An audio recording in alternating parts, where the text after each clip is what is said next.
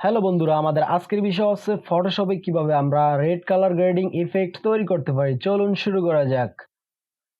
প্রথমে আমরা লেয়ারটির লকটি খুলে নিব। লেয়ারটির উপরে আমরা ডাবল ক্লিক করব। এখান থেকে আমরা ওকেতে ক্লিক করব। প্রথমে আমরা যাব create new filter adjustment layer. এখান থেকে আমরা যাব চ্যানেল মিক্সার,